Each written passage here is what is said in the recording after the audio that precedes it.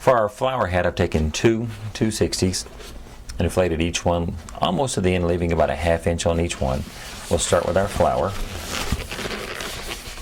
I just softened it by squeezing the air out closer to the end, and I'm going to take the knot and the nozzle in, bring them around and tie them together, forming a large circle.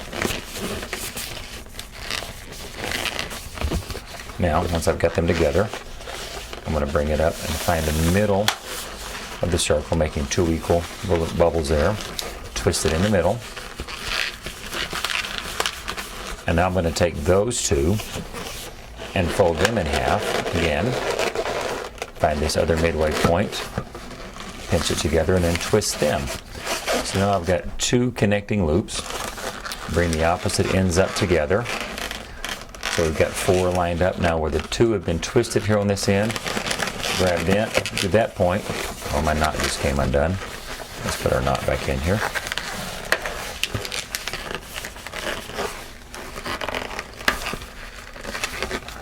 Bit difficult to tie with these gloves on, but they help the squeaking for the video, so bear with me.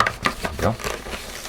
Now we're going to bring those 2 ends together, and where the knots are on the end and the twist at the other end, bring that all together, and then twist those around, forming our basic flower. We'll set that aside.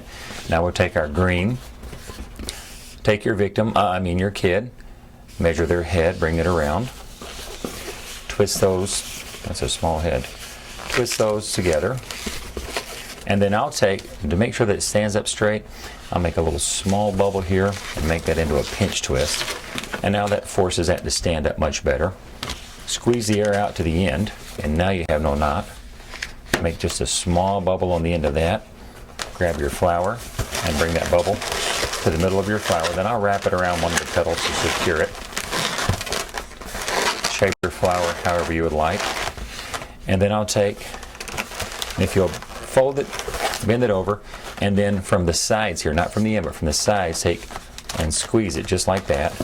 That'll make it put its shape. And then when you put it on their head, they've got a flower facing forward just like that.